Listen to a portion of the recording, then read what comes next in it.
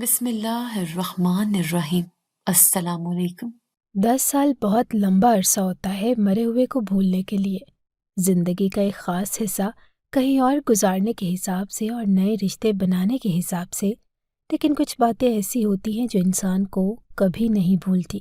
اور ایک ماں اپنی اولاد کو کیسے بھول سکتی ہے جو مجھ سے 10 سال پہلے چھوٹ گیا تھا۔ آج میں اسے واپس پانے کی خواہش دل میں لیے کھنڈر نما گھر کی طرف بڑھ رہی تھی۔ اس کھنڈر نما گھر میں تو شاید کوئی پرندہ بھی نہ رہتا ہوگا، تو پھر مجھے میری اتنی بڑی دل کی مراد کیسے مل سکتی تھی؟ دل ہی دل میں اللہ سے باتیں کرتی جا رہی تھی کہ بس میں نے تجھ سے مانگا ہے، صرف تیرے سامنے ہاتھ پھیلائے ہیں، تو ہی میری مدد کر، تو نے ہی کوئی معجزہ کرنا ہے، تو نے میری مدد کرنی ہے۔ اور مجھے یقین تھا کہ اللہ میری مدد کرے گا۔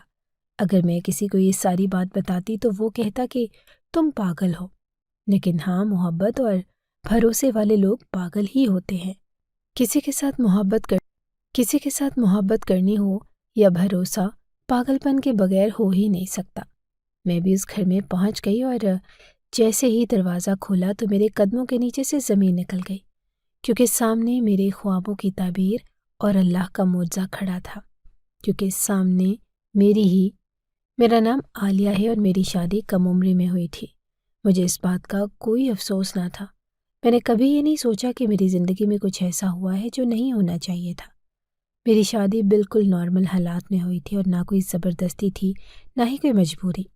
میں دل سے خوش تھی کہ میری زندگی کا ایک نیا سفر شروع ہو رہا ہے۔ وہ شخص جس سے میری شادی ہوئی، اس کا نام دل نواز تھا۔ سننے میں آیا تھا کہ وہ بہت غصے والا آدمی ہے، اور جب میرا نکاح ہوا اور میں دل نواز کے ساتھ رخصت ہو کر اس کے گھر آئی تو سب نے مجھے طرح طرح کی باتیں سنائی۔ کسی نے کہا کہ وہ بہت سخت مزاج ہے، کسی نے کہا کہ وہ کسی کی غلطی برداشت نہیں کرتا، کسی نے کہا کہ اس کی نظر میں صحیح اور غلط بالکل واضح ہے، اور اگر کوئی غلطی کر بیٹھے تو اس سے زیادہ ظالم کوئی نہیں۔ میں نے یہ سب سنا، لیکن میں نے دل میں کوئی خوف محسوس نہ کیا۔ پہلی رات اس نے مجھے سیدھا صاف کہہ دیا کہ اگر غلطی کرو گی تو مجھ سے برا کوئی نہیں ہوگا، لیکن ساتھ ہی اس نے یہ بھی کہا کہ اگر میں اچھے طریقے سے رہوں گی تو وہ مجھے اپنے دل کی اور گھر کی رانی بنا کر رکھے گا۔ اس وقت میں نے سوچا کہ یہ تو بالکل عام سی بات ہے، جس طرح ایک گھر کے اصول ہوتے ہیں ویسے ہی شاید اس کے بھی کچھ اصول ہوں گے، اور سچ میں ایسا ہی تھا۔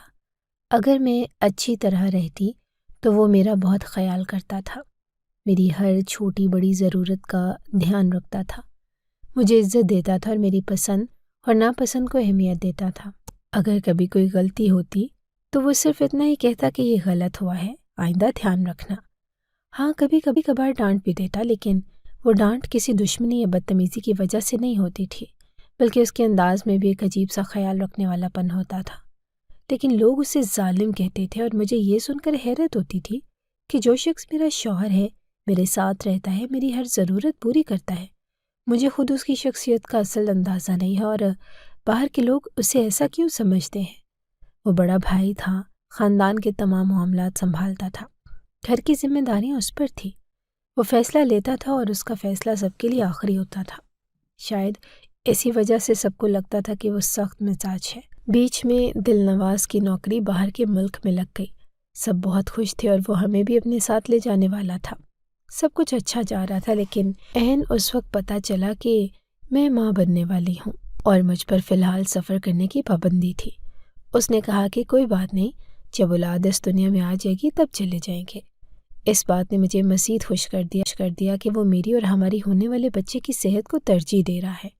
سب لوگ میری قسمت پر رش کر رہے تھے، کہہ رہے تھے کہ ایک تو اچھا بھلا شوہر مل گیا جو مردوں میں مرد جیسا لگتا ہے، اور پھر اولاد بھی ہونے والی ہے، اور جیسے ہی اولاد ہوگی ہم سب باہر کے ملک چلے جائیں گے۔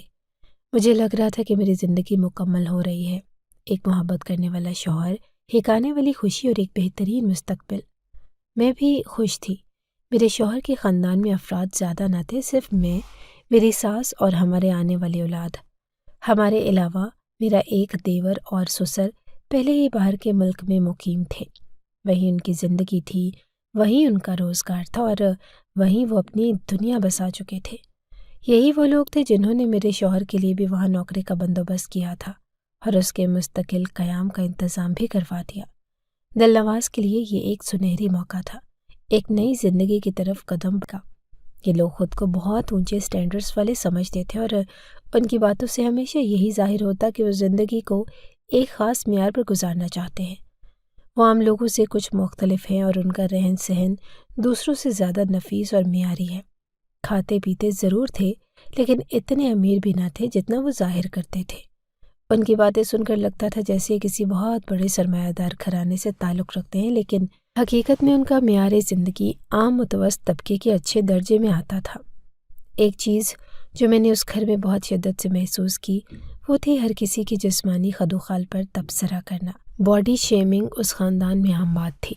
اگر کسی کی رنگت سانولی تھی تو مذاق کا نشانہ بنتا، اگر کوئی موٹا تھا تو اسے طنزیہ جملے سننے پڑتے، اگر کسی کی ناک موٹی تھی، آنکھیں چھوٹی تھی یا دانت تھوڑے بڑے تھے تو وہ ان کے لیے ایک مستقل گفتگو کا موضوع بن جاتا۔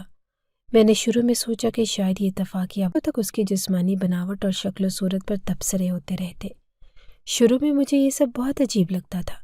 میں سوچتی کہ یہ لوگ دوسروں کی جسمانی خصوصیات کو لے کر اتنی تفصیل سے بات کیوں کرتے ہیں، لیکن پھر مجھے احساس ہوا کہ یہ ان کے لیے بالکل نارمل بات تھی۔ یہ ان کا روزمرہ کا مشغلہ تھا، جیسے بدلنا ممکن نہ تھا۔ وہ دوسروں کے بارے میں باتیں کرتے، ان کے نقائص نکالتے اور شاید اس سے اپنی تسکین حاصل کرتے تھے۔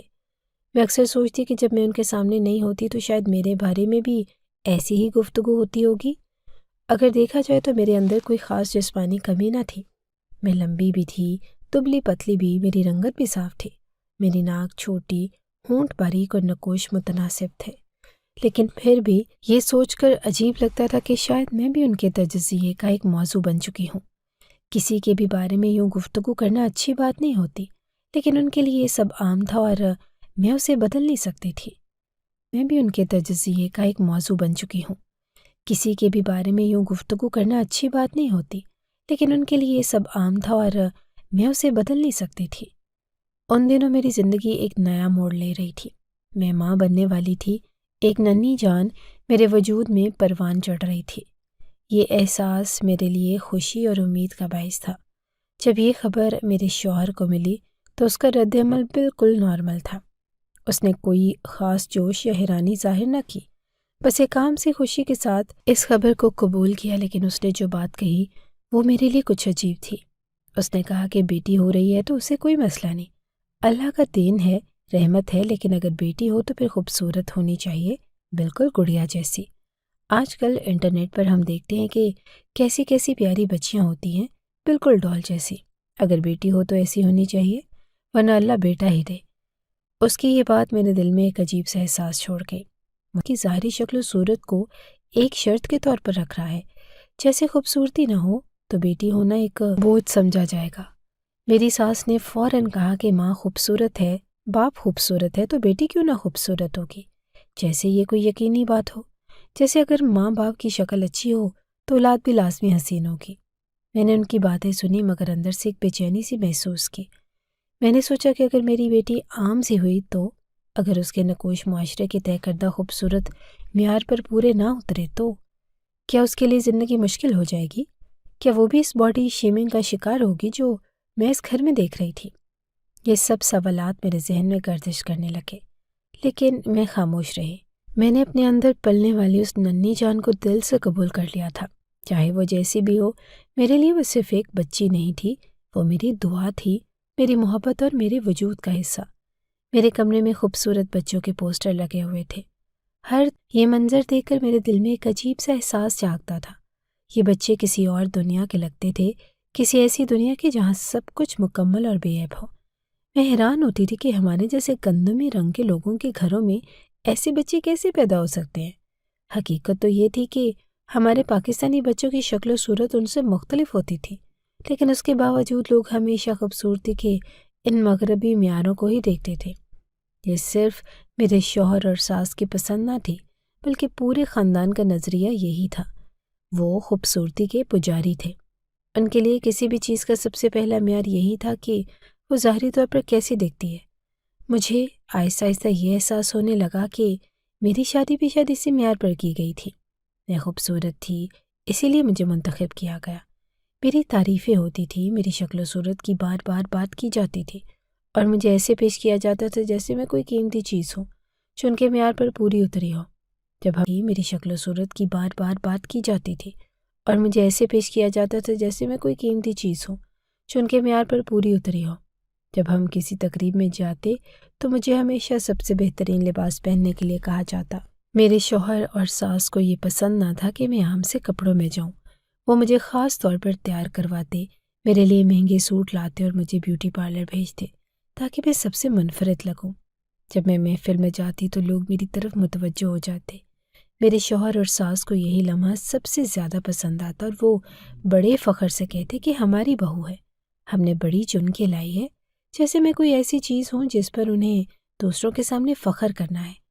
شروع میں مجھے یہ سب اچھا لگتا تھا، کون سی لڑکی ایسی تعریفیں سن کے خوش نہیں ہوتی، لیکن آہستہ آہستہ مجھے محسوس ہونے لگا کہ ان کی محبت میری ذات کے لیے نہیں بلکہ میری ظاہری خوبصورتی کے لیے تھی۔ میں سوچنے لگی کہ اگر میں عام سی شکل کی ہوتی تو کیا یہ لوگ مجھے، اگر میں ان کے بنائے ہوئے خوبصورتی کے معیار پر پوری نہ اترتی تو کیا مجھے بھی وہی باتیں سننی پڑتی جو میں نے ان کے گھر میں دوسری عورتوں کے بارے میں سنی تھی۔ میرا دل دھڑکنے لگا جب میں نے اس حقیقت کو محسوس کیا۔ میں نے سوچا کہ جب میری بیٹی پیدا ہوگی تو کیا یہ لوگ اسے بھی اسی معیار پر پرکھیں گے؟ اگر وہ ان کی پسند کے مطابق نہ نکلی تو کیا وہ بھی تنقید اور مایوسی کا نشانہ بنے گی؟ میرے شوہر نے اب جانے کی تیاری کر لی تھی۔ وہ بے حد خوش تھا، جیسے کوئی بہت بڑی کامیابی اس کے قریب آ رہی ہو۔ اس کا کہنا تھا کہ زیادہ وقت ضائع نہیں کریں گے، بس بیٹی دنیا میں آ جائے اور پھر فوراً روانہ ہو جائیں گے۔ وہ سب کچھ پہلے سے طے کر چکا تھا اور اس نے مجھ سے کہا کہ اپنے بیگ بھی ابھی سے تیار کر لو، کیونکہ بعد میں یہ سب کچھ کرنا مشکل ہو جاتا ہے۔ میں نے بھی اپنے بیگ پیک کر لیے۔ میں نے چھوٹے چھوٹے کپڑے بھی رکھے تھے جو میں نے اپنی بیٹی کے لیے خریدے تھے، نرم گلابی رنگ کے کپڑے جو میں نے بڑے شوق سے لیے تھے۔ میں نے ہر چیز کا خیال رکھا کہ جب وہ اولاد دنیا میں آ جائے گی، اور میری ساس اور شوہر دونوں بہت پرجوش تھے۔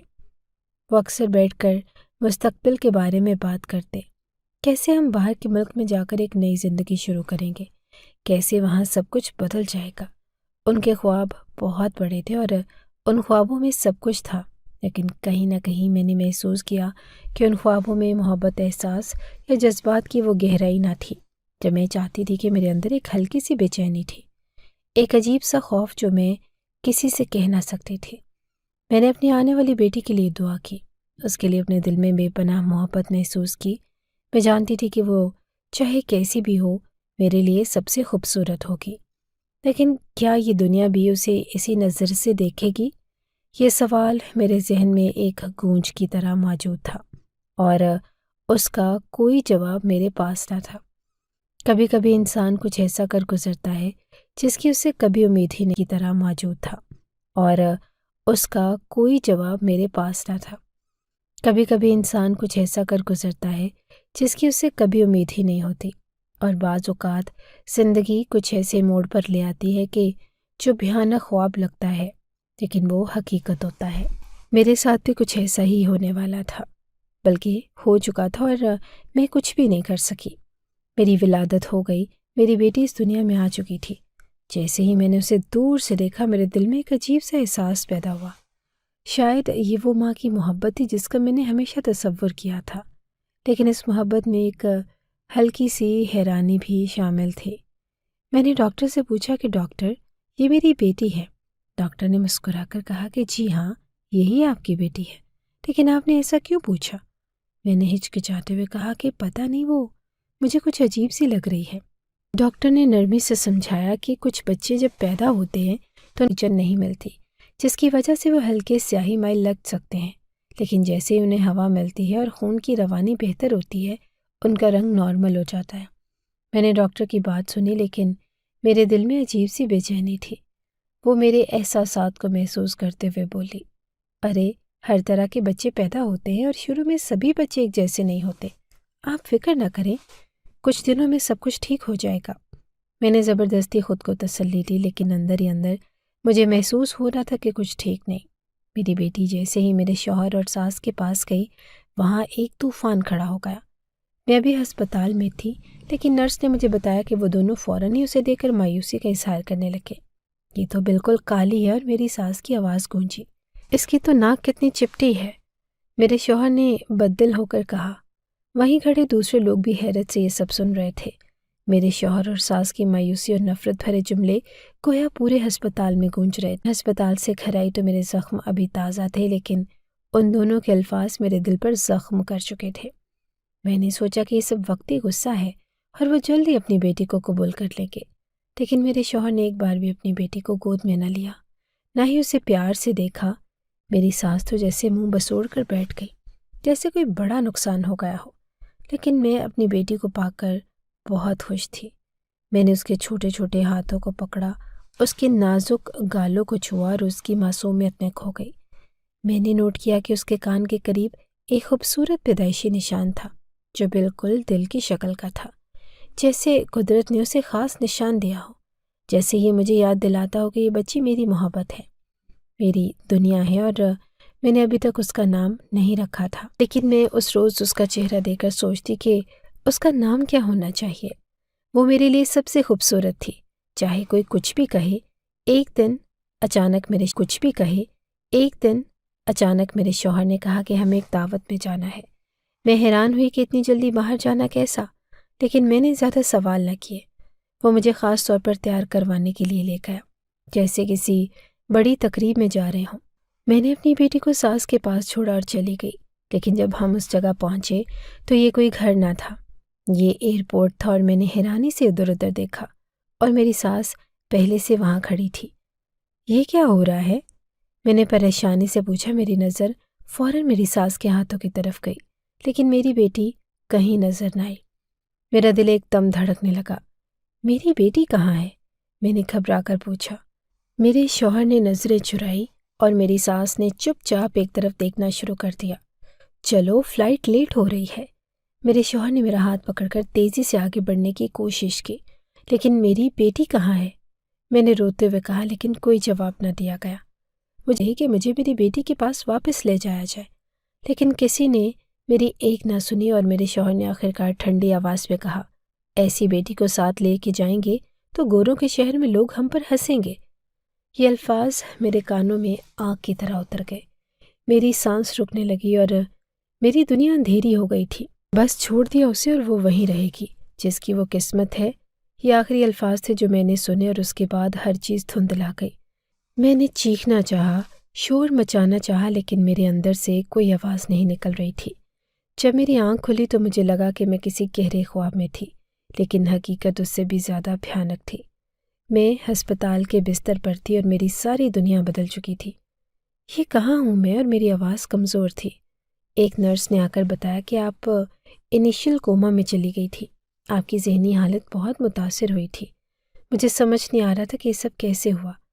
10 دن گزر چکے تھے اور میں ایک اجنبی میں تھی، اور میری بیٹی، میری معصوم بیٹی جو میں نے اپنے دل سے زیادہ عزیز رکھی تھی، وہ مجھ سے چھین لی گئی تھی۔ میری چیخیں میرے اندر دب گئی اور میں زندہ تو تھی لیکن اندر سے مردہ ہو چکی تھی۔ میں نے جب ہوش سنبھالا تو حقیقت کسی بھیانک خواب سے زیادہ خوفناک تھی۔ میری بیٹی مجھ سے چھین لی گئی تھی اور میں ایک اجنبی ملک میں بے یار و مددگار تھی، ایک ایسے شخص کے ساتھ قید تھی جسے دنیا ظالم کہتی تھی۔ آج مجھے اس کی اصلیت کا مکمل ادراک ہو چکا تھا۔ وہ واقعی ظالم تھا۔ جو شخص اپنی ہی بیٹی کو ماں سے جدا کر سکتا ہے وہ کسی کا بھی نہیں ہو سکتا۔ جیسے ہی میں مکمل طور پر صحت یاب ہوئی، میں نے اپنے شوہر سے سوالات کی بچھاڑ کر دی۔ میں نے اس سے پوچھا کہ تم میری بیٹی کو چھوڑ کر کیسے آ سکتے ہو؟ وہ تو ابھی اتنی چھوٹی تھی۔ وہ میرے سوالوں سے بچنے کی کوشش کرتا رہا، لیکن میں پیچھے ہٹنے والی نہ تھی۔ آخر کار اس نے سرد لہجے میں کہا کہ میں نے انتظام کر دیا کی کوشش کرتا رہا، لیکن میں پیچھے ہٹنے والی نہ تھی۔ آخر کار اس نے سرد لہجے میں کہا کہ میں نے انتظام کر دیا تھا۔ یہ جملہ میرے دماغ میں گونجنے لگا۔ کون سا انتظام؟ کیا ایک ماں سے اس کی اولاد چھین لینا انتظام کہلاتا ہے؟ میں جاننا چاہتی تھی کہ اس کا اصل مطلب کیا تھا۔ میں بار بار پوچھتی رہی لیکن وہ گول مول جواب دیتا رہا۔ جب میں نے اس سے کہا کہ ہماری اولاد کو چھوڑ کر آ گئے ہو تو وہ بے نیازی سے کہنے لگا، اللہ ہمیں اور اولاد دے گا، جلد ہی ہم نئی اولاد پیدا کریں گے۔ میں حیران رہ گئی۔ کیا اولاد کھلونا ہوتی ہے جو چھوڑی جا سکتی ہے اور پھر نئی خرید کر لے آئیں؟ میری آنکھوں کے سامنے اپنی بیٹی کا چہرہ گھومنے لگا۔ میں نے اپنے شوہر سے نفرت محسوس کی، لیکن میرے پاس کوئی راستہ نہ تھا۔ دن، ہفتے اور پھر مہینے گزرتے گئے، مگر میرے ہاں حمل نہیں ٹھہرا۔ وہ دن بدن بے صبرا ہوتا جا رہا تھا، اور پہلے تو وہ خود کو تسلی دیتا رہا، لیکن جب کافی آخر کار وہ مجھے ڈاکٹر کے پاس لے گیا، اور میں نے دیکھا کہ وہ پہلے کی طرح پر اعتماد نہیں تھا۔ ڈاکٹر نے کچھ ٹیسٹ کیے، اور جب رپورٹس آئیں تو اس نے سنجیدہ لہجے میں کہا، آپ کی بیوی اب کبھی ماں نہیں بن سکے گی۔ یہ جملہ میرے شوہر کے لیے بجلی سے کم نہ تھا۔ یہ کیسے ہو سکتا ہے؟ اس نے حیران ہو کر کہا، یہ تو ایک بچی کو جنم دے چکی ہے۔ ڈاکٹر نے وضاحت کی کہ جی ہاں، ایسا ہوتا ہے۔ بعض اوقات عورت ایک بار ماں بننے کے بعد کسی جسمانی یا ہارمونی مسئلے کی وجہ سے دوبارہ حاملہ نہیں ہو سکتی۔ آپ جتنا مرضی علاج کروا لیں، قدرت کا فیصلہ بدل نہیں سکتا۔ میرا شوہر دم بخود رہ گیا، اور وہ جو نئی اولاد کے خواب دیکھ رہا تھا، اس کے سارے خواب بکھر گئے۔ لیکن میں نے اس لمحے اللہ کی قدرت کا انصاف محسوس کیا۔ جس نے اپنی بیٹی کو خود سے جدا کیا، اسے اللہ نے دوبارہ باپ بننے کا حق نہیں دیا۔ میرا شوہر فوراً ہی علاج کے مختلف طریقے ڈھونڈنے لگا۔ وہ ایک کے بعد دوسرے ڈاکٹر کے پاس ہوتی، وہ جلد ہی مایوسی میں بدل جاتی۔ اب میں اس کے اندر بے چینی اور غصہ دیکھنے لگی تھی۔ پہلے وہ میرا خیال رکھنے کی کوشش کرتا، لیکن اب اس کی نظریں بدلنے لگی۔ اسے شاید یہ احساس ہو چکا تھا کہ وہ اب دوبارہ باپ نہیں بن سکتا۔ میری ساس بھی میرے سر پر سوار تھی۔ وہ مجھے برا بھلا کہنے کا کوئی موقع ہاتھ سے جانے نہیں دیتی۔ جب میرا دیور شادی کے بعد اپنے گھر میں آباد ہو گیا تو میرے سسر بھی وہیں جا کر رہنے لگے۔ اب ہم دونوں، میرا شوہر اور میں، بالکل تنہا رہ گئے تھے۔ پہلے جب میں تنہائی میں بیٹی کی جدائی کا غم محسوس کرتی تھی تو میرے شوہر کی بے رخی میرے زخموں پر نمک چھڑکنے کا کام کرتی، لیکن اب جب وہ بھی تنہا ہونے لگا تو میں نے اس کے چہرے پر پریشانی دیکھنی شروع کر دی۔ کبھی کبھار میں اسے بیٹھے بیٹھے سوچ میں گم دیکھتی۔ اس کی آنکھوں میں پریشانی ہوتی، جیسے وہ اپنے ماضی کے کسی فیصلے پر پچھتا رہا ہو۔ شاید وہ ابھی محسوس کرنے لگا تھا کہ اللہ نے اس سے اس کی گناہ دی۔ اس کی آنکھوں میں پریشانی ہوتی، جیسے وہ اپنے ماضی کے کسی فیصلے پر پچھتا رہا ہو۔ شاید وہ ابھی محسوس کرنے لگا تھا کہ اللہ نے اس سے اس کی گناہوں کا حساب لینا شروع کر دیا ہے۔ لیکن میں نے سوچا کہ اگر گناہ کرنے والے سزا کے بارے میں اتنا ہی سوچیں تو گناہ کیوں کرے؟ اسے اپنی سزا کا احساس ہو چکا تھا، مگر وہ کبھی اپنی غلطیوں پر شرمندہ نہیں ہوا۔ کبھی اس نے اعتراف نہیں کیا کہ اس نے جو کیا وہ ظلم تھا۔ زندگی یوں ہی گزرتی رہی، لیکن میں اندر سے ٹوٹ چکی تھی۔ میری دنیا وہیں رک گئی تھی، اور جب میری بیٹی کو مجھ سے چھینا گیا تھا اور میرا شوہر، وہ بھی اب وہ نہیں رہا تھا جو پہلے تھا۔ دن گزرتے جا رہے تھے، لیکن ایک سوال میرے دل میں ہمیشہ کانٹے کی طرح چبھتا رہتا تھا۔ میری بیٹی کہاں ہوگی؟ کیا وہ خیریت سے ہوگی؟ کیا وہ بھی ماں کی جدائی کو محسوس کرتی ہوگی؟ یہ سوچے مجھے زندہ درگور کیے جا رہی تھی، اور میرا شوہر جو کبھی میرے غموں سے بے خبر تھا، اب خود اپنے ہی کیے گئے فیصلوں کی آگ میں، اور پھر سال گزرتے گئے۔ پھر پتہ ہی نہیں چلا کہ کب 10 سال بیت گئے، لیکن میرے لیے یہ 10 سال کسی قید سے کم نہ تھے۔ ہر دن میری بیٹی کی یاد میں گزرا، ہر لمحہ میں نے اس کی جدائی کا دکھ محسوس کیا۔ میں نے خود کو کبھی بھی اس غفلت میں مبتلا نہیں ہونے دیا کہ میں اسے بھول جاؤں۔ میں اسے کیسے بھول سکتی تھی؟ وہ تو میرے وجود کا ایک حصہ تھی، میرا خون، میرا دل، میری سانسیں۔ کئی راتیں ایسی تھی جب میں اپنی بیٹی کے بارے میں سوچتے سوچتے روتے ہوئے سو گئی۔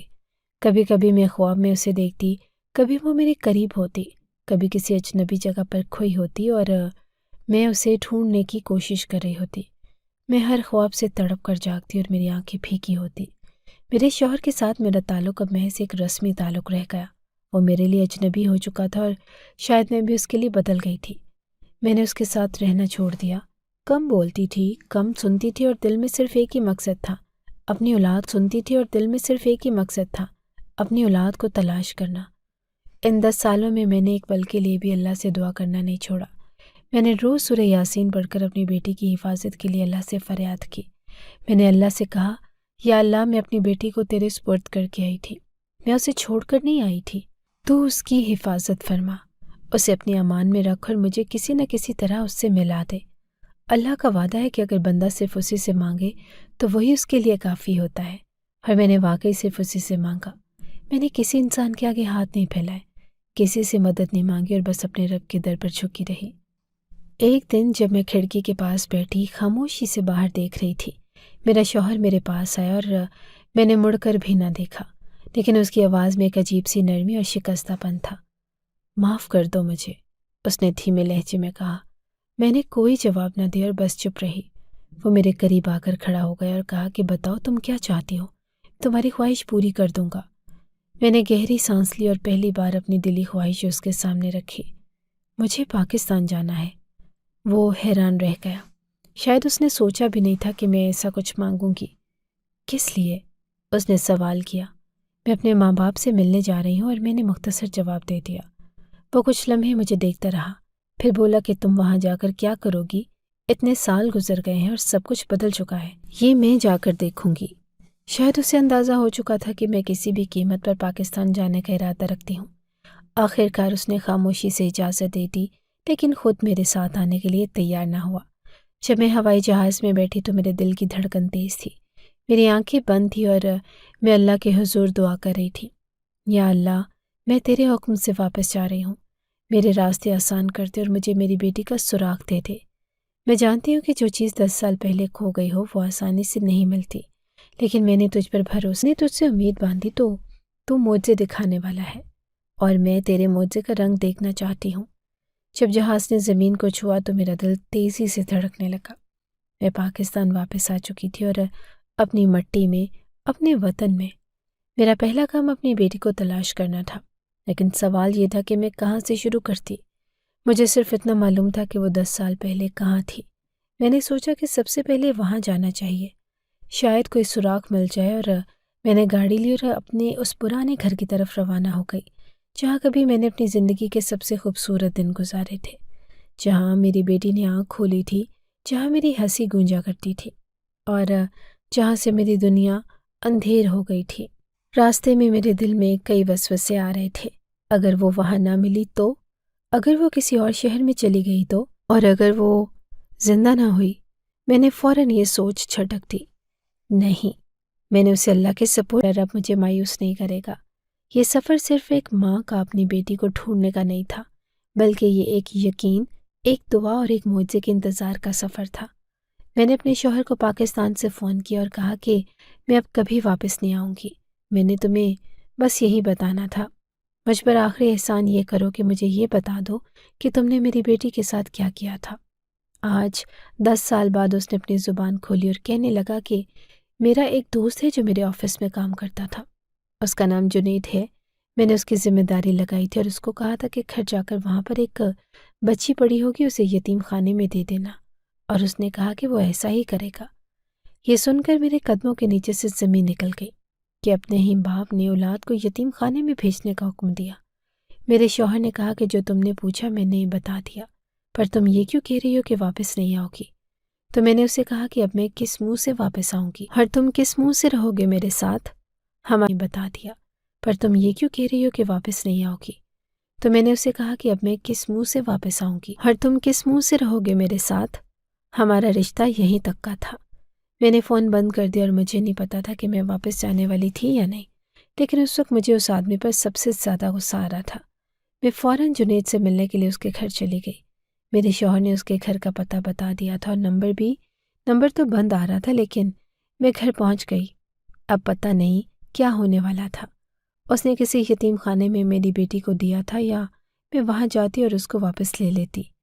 ایک طرح سے دیکھا جائے تو مجھے سب کچھ آسان لگ رہا تھا، شاید میں جلدی اپنی بیٹی سے ملنے والی تھی۔ میں نے فون بند کر دیا اور میرا دل بے تحاشا دھڑک رہا تھا۔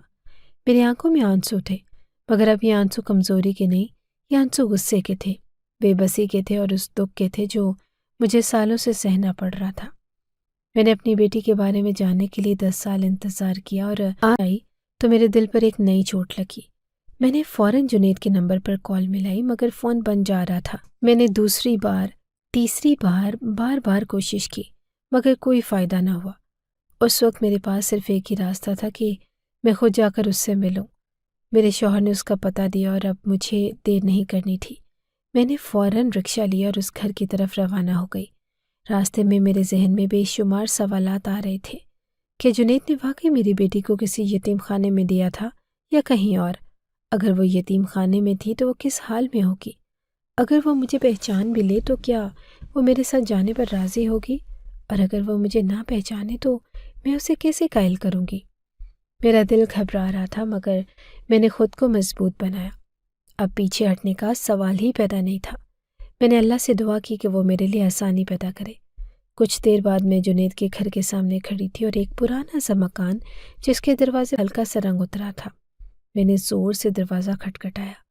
کچھ لمحوں بعد ایک عورت نے دروازہ کھولا اور وہ درمیانی عمر کی تھی اور اس کی آنکھوں میں حیرانی تھی۔ جی، آپ کون؟ کس سے ملنا ہے؟ مجھے جنید سے ملنا ہے۔ وہ گھر پر نہیں ہیں؟ آپ کون ہیں؟ یہ ضروری نہیں کہ میں کون ہوں، بس مجھے یہ بتائیں کہ وہ کب تک آئیں گے۔ وہ کہنے لگی کہ وہ زیادہ تر شام میں آتے ہیں۔ میں نے کہا کہ مجھے ان سے بہت ضروری بات کرنی ہے، میں اندر آ سکتی ہوں؟ وہ عورت کچھ دیر تذبذب کا شکار رہی مگر پھر پیچھے ہٹ کر راستہ دے دیا اور میں اندر داخل ہو گئی۔ گھر بہت سادہ تھا۔ ایک چھوٹا سا صحن تھا جہاں ایک چارپائی پڑی تھی اور میں اس پر بیٹھ گئی اور انتظار کرنے لگی۔ میرا دل بے چینی سے دھڑک رہا تھا۔ کچھ گھنٹے اسی انتظار میں گزر گئے۔ آخر کار دروازہ کھلا اور ایک آدمی اندر آیا۔ درمیانی عمر کا عام سا لباس پہنے ہوئے اس نے مجھے دیکھتے ہی حیرت سے آنکھیں پھیلا دی۔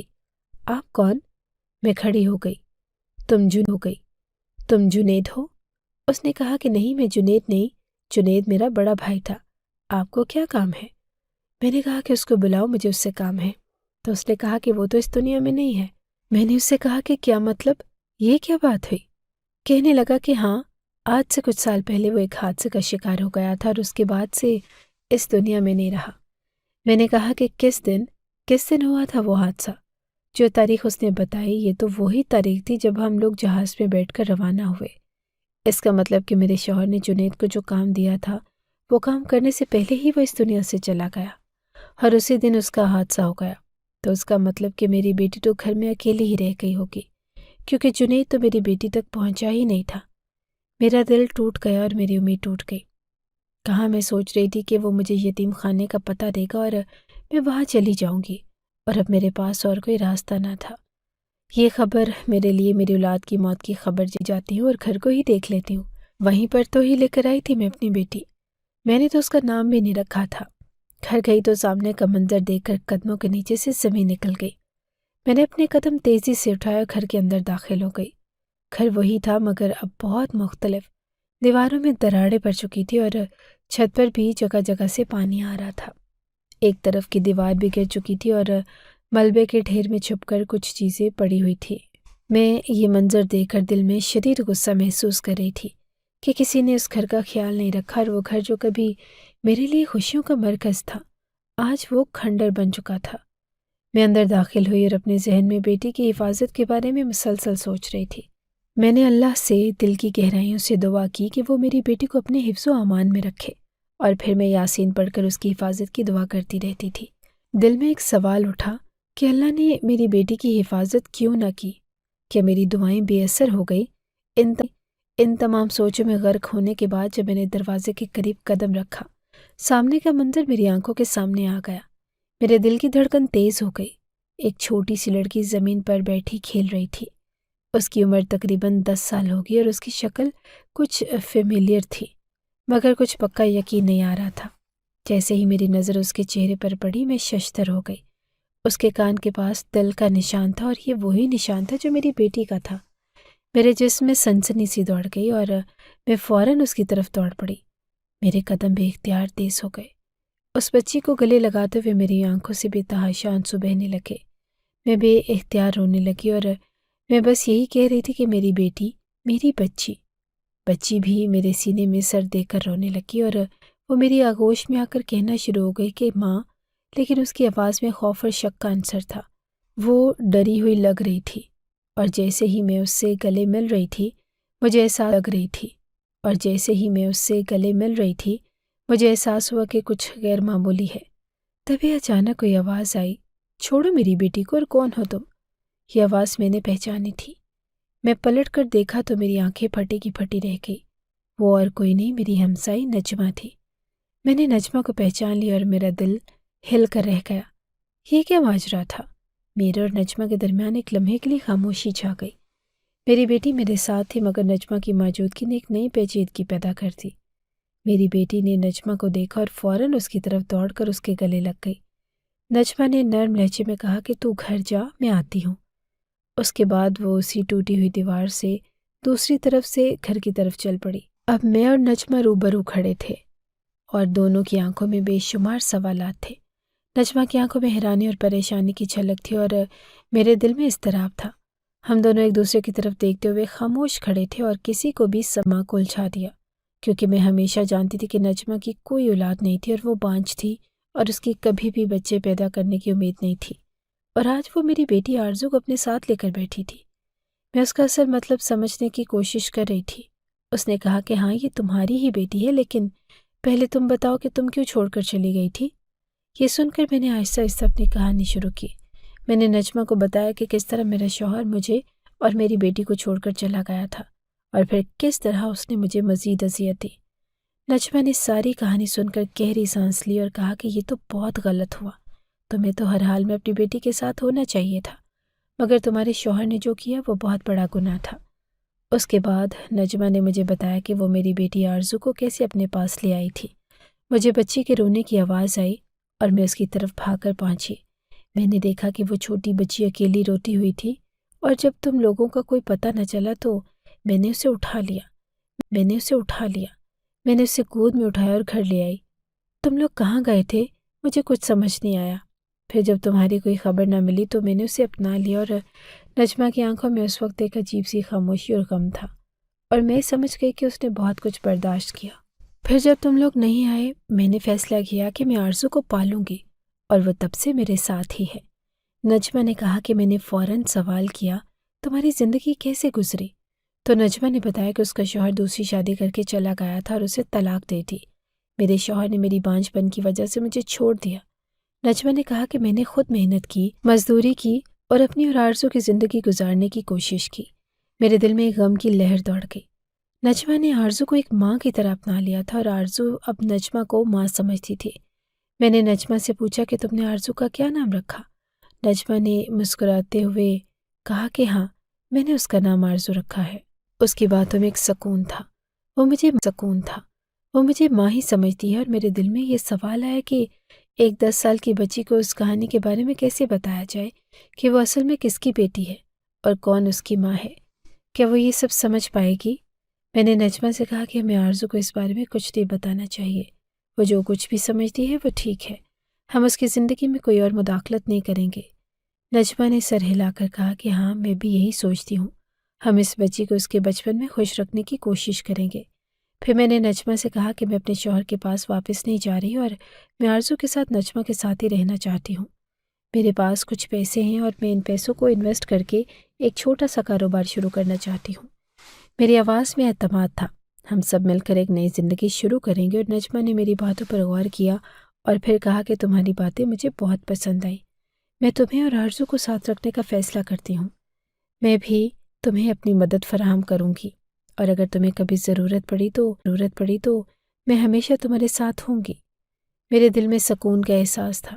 نجمہ نے نہ صرف میری بیٹی کو گود لیا بلکہ میری زندگی کو بھی ایک نیا راستہ دکھایا۔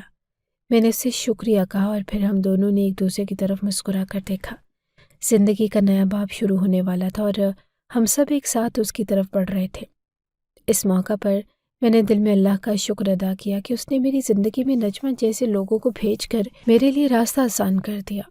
اب ہم سب ایک نئے سفر پر نکلنے والے تھے، اور اس سفر میں ہمارا ساتھ ایک دوسرے کا تھا، اور اب میری زندگی کا اگلا قدم تھا کہ میں آرزو کے ساتھ ایک نئی منزل کی طرف بڑھوں، اور نجمہ کے ساتھ مل کر ہم اپنے نئے خوابوں کو حقیقت میں بدلے۔ نجمہ نے ایک دن آرزو کو بتایا کہ میں اس کی خالہ ہوں اور وہ اس کے ساتھ ہی رہنے والی ہے۔ شروع میں آرزو تھوڑی ہچکچائی، مگر نجمہ کی محبت اور دیکھ بھال نے اس کے دل میں اعتماد پیدا کیا۔ کچھ دنوں بعد میں نے آرزو کو سکھایا کہ وہ مجھے چھوٹی امی کہہ کر پکارے۔ یہ چھوٹا سا قدم میرے دل میں بہت سکون لایا۔ مجھے اپنی بیٹی واپس مل گئی تھی اور میری دعائیں واقعی ضائع نہ کی گئی۔ اللہ نے مجھے اپنا معجزہ دکھایا تھا، ورنہ میری زندگی میں یہ لمحے کبھی نہ آ پاتے۔ میرے شوہر کا دل اتنا سنگ دل تھا کہ اس نے میری بیٹی کو اس طرح اکیلا چھوڑ دیا، لیکن پھر بھی اللہ نے اپنا کرم دکھایا۔ میری بیٹی جو ایک وقت میں میری زندگی سے دور ہو گئی، آج دوبارہ میرے ساتھ تھی، اور وہ کھنڈر گھر جہاں ایک وقت میں میرا دل ٹوٹا تھا، اب وہ میرے لیے ایک نیا آغاز بن چکا تھا۔ अब मैं खुश थी क्योंकि मेरी ज़िंदगी में आरज़ू और नजमा का साथ था। हम तीनों एक दूसरे के साथ खुशो खुर्रम रह रहे थे।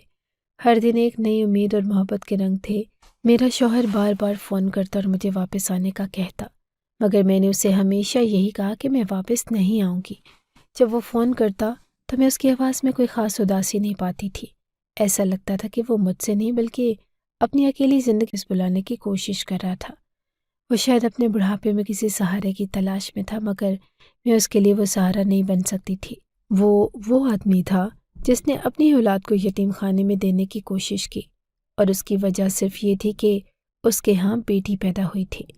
मैंने हमेशा अपने दिल में ये फैसला किया कि मैं कभी भी ऐसे इंसान का सहारा नहीं होंगी जो इतनी बुज़दिली दिखाए और अपने ख़ानदान को इस तरह छोड़ दे।